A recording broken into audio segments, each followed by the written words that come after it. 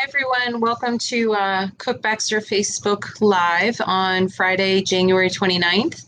And hope everybody's had a good week. So I haven't been on it a little while. It's been a few weeks. So I'm just going to talk about the latest. I don't have any specific topics today, but based on past Facebook Lives, I always like to talk about the latest with litigation and remind everybody of litigation options if you're experiencing, of course, delays with your case, processing, citizenship, green card applications, crazy, incorrect denials, with USCIS denying cases when they shouldn't have. Those are some of the best ones to take to federal court and challenge immigration in federal court and watch them back down and turn around and reopen and approve cases.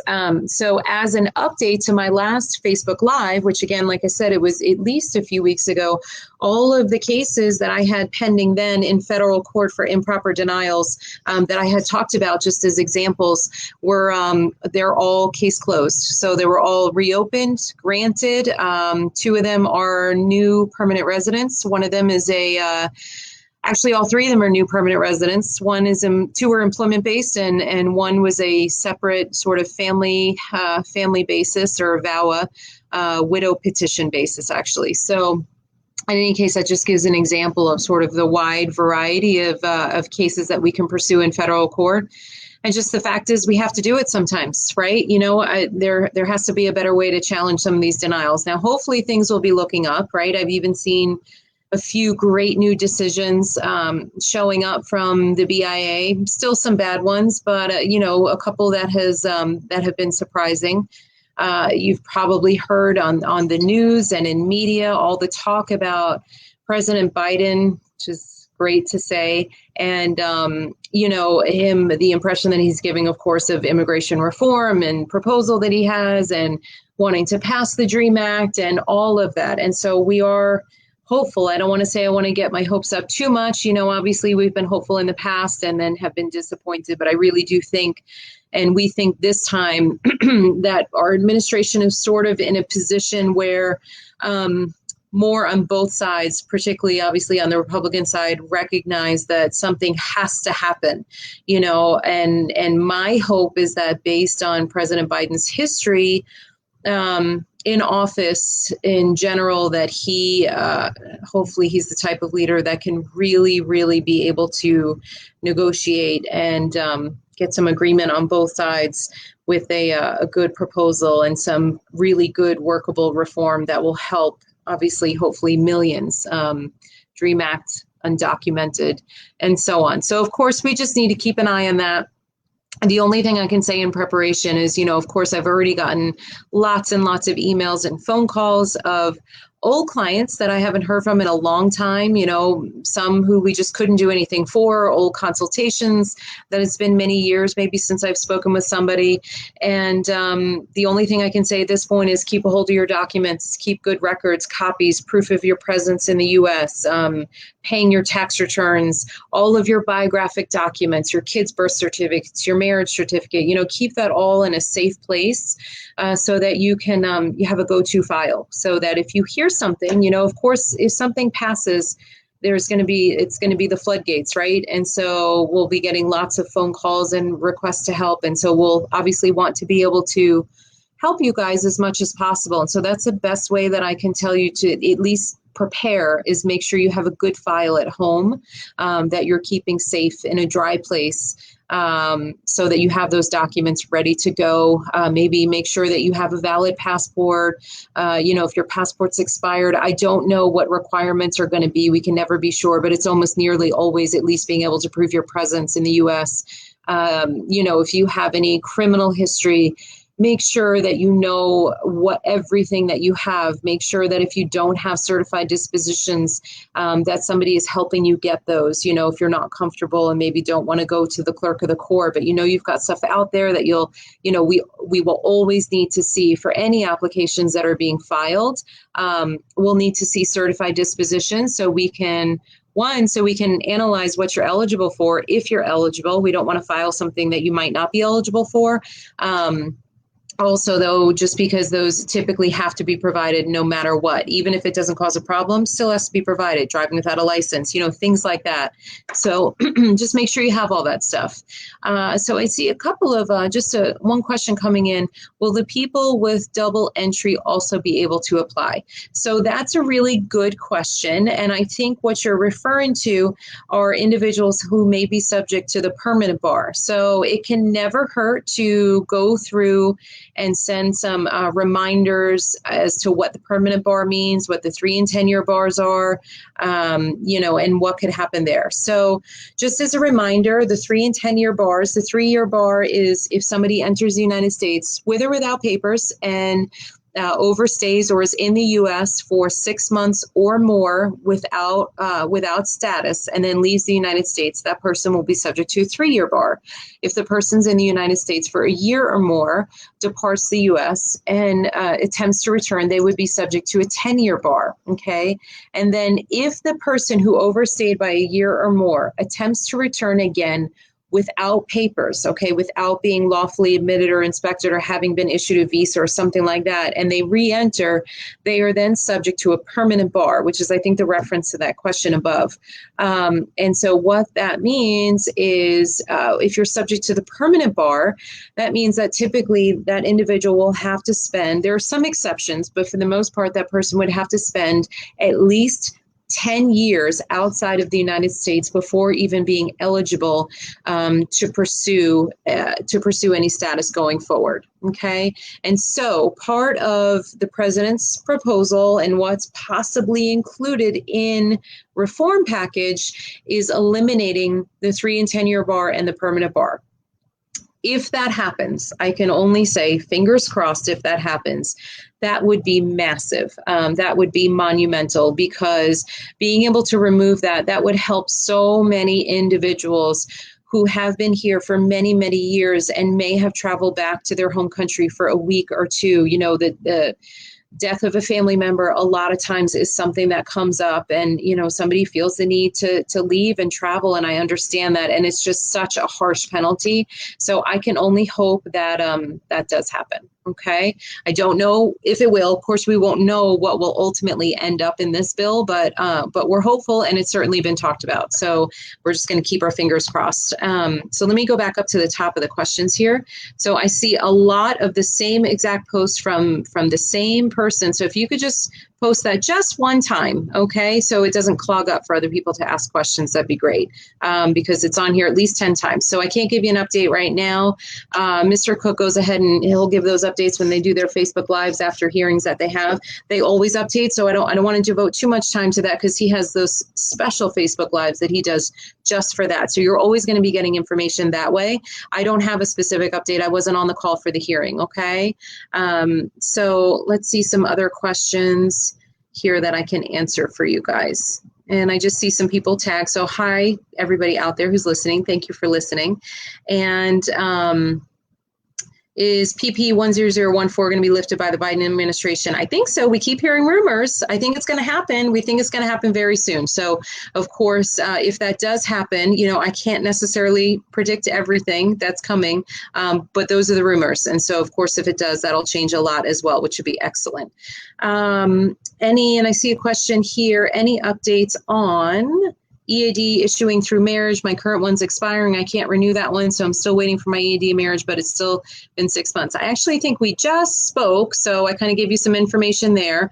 Again, EADs are generally just what I had just mentioned to you, and across the board, they're still taking a good 8-9 months or so. That's sort of the standard processing times right now. Plus, I don't know how the last few months is going to affect things. There was just really some craziness with the issuance of receipt notices that people are still waiting on for applications that they filed toward the end of October into November, December, and so on, between the Postal Service and immigration. That's causing a whole nother level of delays. I don't know if that's going to cause delays with respect to adjudication on that end of it, but certainly on the initial receipt notices, we're seeing lots of problems with that right now. So just what I had mentioned, that I can't really give you any more information than that on the EAD processing. Hopefully another few months at most, though. Okay. And I see the people with work permit asylum can apply for Obamacare. So that I'd have to look into to make sure. So it depends on whether you mean work permit as in you are an asylee and you've been approved, meaning you've been approved, your asylum application's been approved and you have a work permit based on that, then I believe so, though I'd have to look specifically at Obamacare and see if it allows for it. In terms of pending asylum application and you have an EID based on a pending application, I believe no. Okay, and so just be careful of that and be wary when you're looking at the rules and the requirements when you're going, if you're trying to take a look at the ACA. Okay. Any K-1 updates? So the only updates that I'm aware of at this point is I know the Milligan lawsuit is continuing on. I know they had opened it up for additional plaintiffs. So I don't know if that's something that you had looked into or considering. Certainly if you are, go ahead and reach out to us and we'll see. I believe there was another round opening because I know, of course, that the judge had allowed the addition of new plaintiffs. And so we had already been working on that, but I'm not sure on the latest at the moment. So I see here DV Lottery 2021 winner. I'd like to know PP 114 is canceled. Does the interview start immediately? So I'm not going to assume that interviews would start immediately because of course there's going to be backlogs. I don't know if we'll be engaging in litigation in that regard for delays with DV 2021, and obviously the lifting of that travel ban. So you're just going to have to, follow along with Chuck's Facebook Lives that he does along with the others with Jeff and Greg and get some updates that way because I don't have the specifics here. Okay. And so I'm not directly working on that. So again, if we're going to be able to file litigation on that, if there are delays, then that's certainly something that I'm sure we will come out and start discussing. Okay. So I see here I was waitlisted for a U visa in March 2020. Great. How much longer until I receive the U visa itself? I also applied for a work permit in November 2020. How long until I receive the card? So good question. So I don't know, without knowing exactly when you applied for your original U visa, I'm going to guess that you maybe applied in 2015 or early 2016. So if that's the case, I know that they're working on U visa approvals that are around, I think, earlier or mid 2015. So if that helps to answer your question about the actual U visa approval itself, maybe that will help you. You applied for a work permit in November. Again, I think my concern is whether or not you may have fallen into, some of the delays with issuing receipt notices and those work permits. We're seeing a lot of now it's specific service centers, and so that may not affect you. But again, standard processing times, we're still seeing a lot across the board that are in that 7 to 9 month processing time. So I'm sorry about that. If you want to reach out to us separately, schedule a call, and if anybody does, obviously give the office a call. I'm doing free consultations right now. So 404-816-8611 is our main office phone number, and you're welcome to schedule an appointment with me. Okay. And you can certainly follow up and ask me some detailed questions. So I see a question here. What's the standard wait time for medical RFE until decision for an employment-based AOS? Just a rough estimate. Okay, good question. So it sounds like you may end up have your interview waived, which is great. If they turned around and issued you an RFE for your medical, I would hope you're going to get a decision within the next couple of months or less.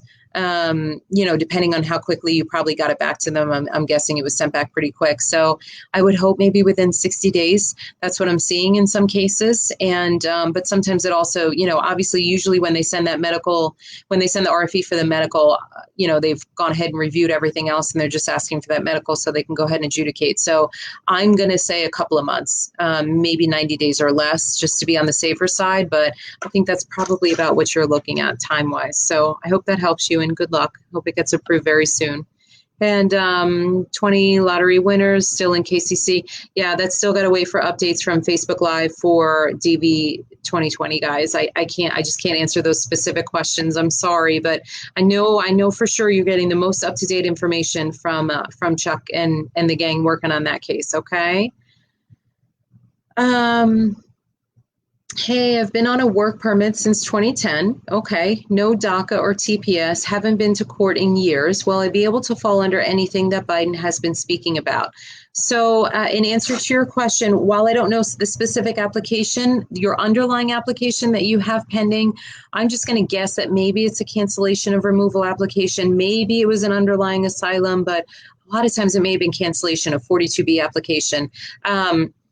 Without knowing your specifics in terms of your full case history and without knowing the exact law that's hopefully going to be passed through reform, I can't answer you. But I can tell you that if you've had your case, if you've had a work permit since 2010, you haven't been to court in years, maybe that means your case was administratively closed. So I'm just having to make some guesses and assumptions here because I don't know all the details. If that was the case, that means if your case was admin closed, you probably don't have anything in your record or background that's more serious or, disqualifications, because otherwise you probably wouldn't have gotten your case admin closed, right? Or you wouldn't be able to seek relief or have an application pending in court a lot of times. So if that's the case, I can only make an assumption that you might be eligible if and when reform passes. But again, I can't say anything more than that without knowing the details about your background. Okay. So you can always reach out, give me a call, schedule a time to talk, make sure I have your email address. We have a temporary profile open for you so that if and when something does happen,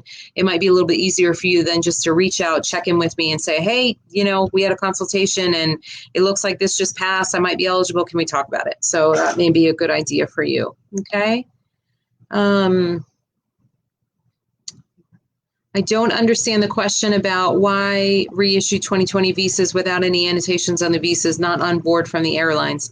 I'm not sure what that question means. If you weren't permitted to board, I'm not sure. So you may have to give a call or reach out and see if you can schedule a time to talk about that. And maybe I can answer your question better. So if I was denied a certified letter for U visa from Gwinnett, is there anything else I can do? So I'm sorry that happened. Without knowing the reason why they wouldn't issue the cert, I can't be sure. So sometimes Gwen, I know how to rule that they refuse to issue U visa certification until the case was prosecuted. Maybe that's the reason why. So I'd actually have to know the specific reason why it was denied in order for me to let you know if there's anything you can do that way. And of course, just talk to you in general to see if there are any other options that you might have other than a U visa. Okay, so if you want to, just go ahead and call the office and schedule an appointment with me. First, I'd like to thank you for your guests. You're welcome. Our DV 2020 team has done an amazing job. So I'm not taking credit for that because that was the work of all those others that have been working on the case, Chuck and Phil and Greg and Jeff. And yes, they have done an amazing job. DV 2020 winners and the visa reservation. Again, it's real hard for me to answer these questions, but keep following those guys because they're the ones that are handling it directly.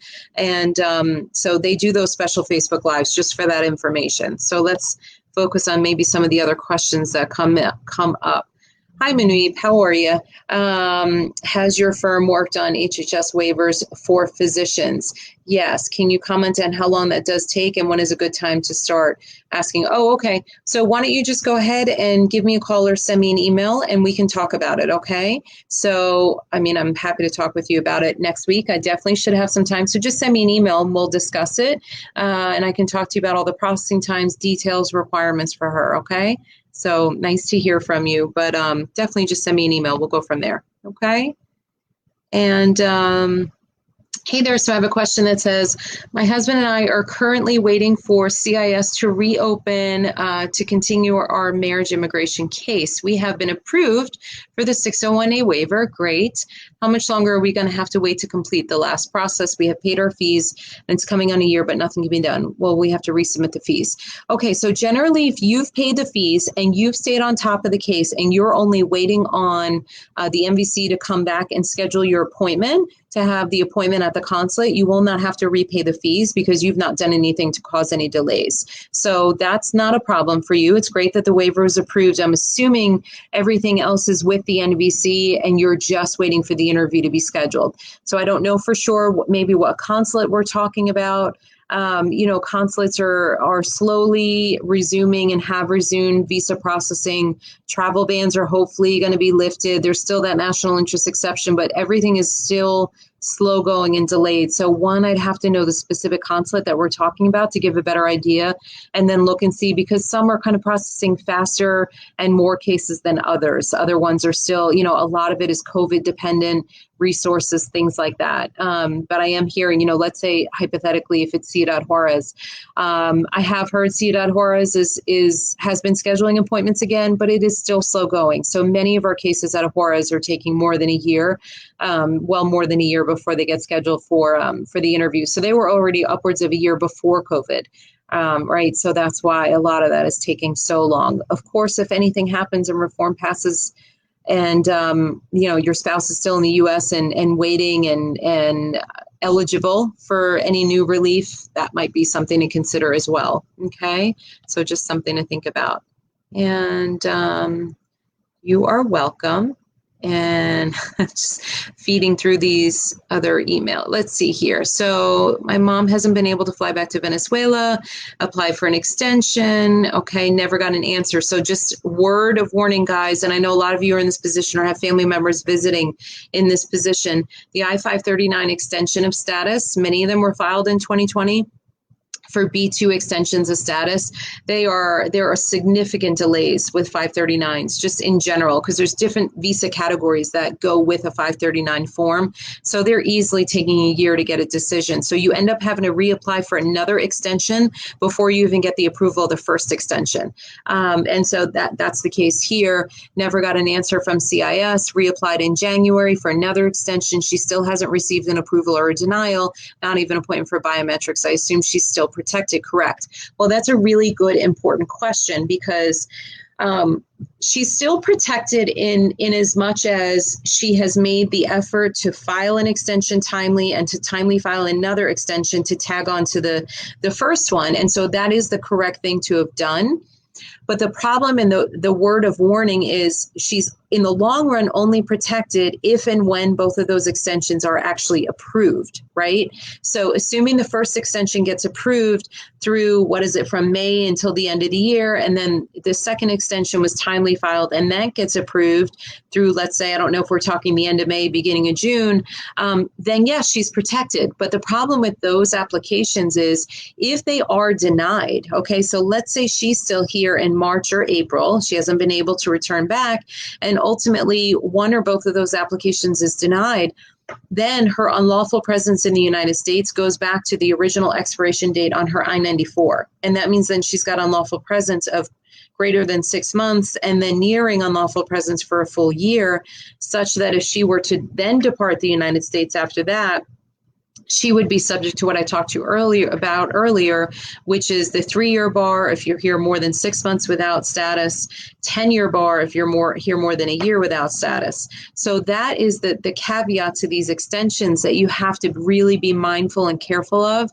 is that it's good to do it if she was unable to fly and to return, but to still have the plan in her mind to depart and return so that she doesn't end up accumulating all of that time, of unlawful presence in the U.S., because then that's what can cause her a problem in the long run.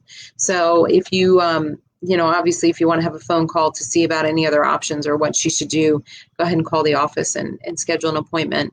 I had DACA. DACA was denied in 2020 because I was put under deferred action through the U visa. If reform passes for DACA, would I still be eligible? Well, I can't be sure, but I would think so, because I would think that if you were eligible for DACA before, but then that changed because of other eligibility for relief, I can't imagine you'd be precluded from, let's say, reform or DREAM Act because your status temporarily changed, in terms of DACA versus deferred action through U visa. And ultimately, either way, if you have deferred action through your U visa and then you get your U visa, you're eligible for a green card anyhow. So you may actually have multiple options when the time comes. So it's just a matter of just continuing to stay on top of everything. Okay. My husband and I got married in 2019. Congratulations. I got my green card October of 2020. When can I apply for citizenship? Okay, that's a good question. So you got married in 2019, you got your green card in October of 2020, so just a few months ago. That means that you probably just got a conditional green card, which is a green card that's valid for just 2 years. So that means the green card that you're currently holding probably expires in October of 2022. So before you can apply for citizenship, you first have to apply for an I-751, which is a petition to remove the conditions on your green card status. So right now you're kind of on green card probation, okay? Because you had a marriage, because if you were married for less than 2 years, by the time you attended your interview, that's the reason why they only approved you and gave you a 2-year green card, okay? So that means you have a 90 days before your green card expires in 2022. In that window, you have to file that 751 petition. And with those petitions, you're going to try to apply and provide as much new additional marriage evidence as you possibly can, because the more evidence you provide with that petition, the better chance you have of avoiding a second interview. And sometimes the service center will just approve it. If they see enough evidence of your marriage and continuation of your marriage, then they'll approve it. So that means then in theory, sometime after October of 2022, you'll then get a full 10-year green card, okay? So then you're good as far as your green card status for the next 10 years. But the part that overlaps with that is no matter what, once you have been a green card holder and married and living with your spouse for 3 years, you're eligible to file for citizenship either way. So even if your 751 petition is still pending or approved, still, if you think 3 years in your mind, and actually it's 90 days shy of that 3 years, you can begin the process to apply for citizenship. Okay, so I know that can be a little confusing because there's multiple different applications there. So just generally think it's the 3-year rule for citizenship when based on marriage, but you just have to keep in mind that 751 requirement in between. You can't miss filing that part, okay? So for Venezuelans who are on a tourist visa and apply for an extension of stay, would it be worthy to apply the 100 deportation delay? Oh, DED, deferred enforced departure. And that's also what I want to mention for the other question above in regards to the Venezuelan mother who had filed the 2 extensions. That's something to also keep in mind is the DED that was announced, though I think it was automatic. So either way, in the circumstance above, she may be fine because of DED right now for Venezuelans. So let me see this question. For Venezuelans who are on a tourist visa and apply for an extension, would it be worthy to apply to the 180 deportation delay if planning on applying for a possible TPS for Venezuelans, or better wait for TPS to be approved? So I think, you know, if the individual is eligible for TPS, though I don't think they've announced specifically TPS for Venezuelans. I know they announced DED, and I want to say I have to look back and see if it's automatic and how the process is for that. But DED is a little bit different than TPS. It's deferred enforced departure, which is, I believe, where we currently are for Venezuela, not formally TPS at this point. Okay, but certainly if you're eligible, or if the person's eligible to apply for DED, or to make sure to seek out eligibility for DED, to go ahead and do that. Obviously, if it converts into TPS, apply for TPS. Okay, and then anything else, reform comes from that and so on. Obviously, you would pursue that. So, you're welcome. Okay, can I apply for a U visa even though I went to court and did not press charges? I have the police records and pictures of the injuries. So that might be problematic, unfortunately, because the thing is, you know, for U visa eligibility, in order to request certification from law enforcement, you have to be able to show that you provided assistance in, you know, the prosecution of the crime for which you were a victim. And so I'm not sure if prosecutors would sign off on a certification on your behalf if you want to dismiss your charges, you know, the charges against the individual, because that may be looked at as, you know, not assisting law enforcement in the prosecution of the case. So, you know, certainly you can reach out and have an appointment. You'd want to probably send me the documents. I could take a look at them and we can talk about it further, but that might be a problem if, you know, if you asked and didn't want to pursue those charges against the individual. Okay. So, I think that might be it for questions for now. Oh, can you still apply for advanced parole? Yes, you can apply for advanced parole. Go ahead and file for sure. Processing times, though, are still, probably lengthy processing time, 7 months or so. So anything else happens in between, obviously reform-wise, then you may be eligible for that. So just keep that in the back of your mind, okay? All right, guys. So I think there's a lot of other questions just about our pending litigation that I've kind of talked about a couple of times, and listening to those other Facebook Lives from Chuck and company.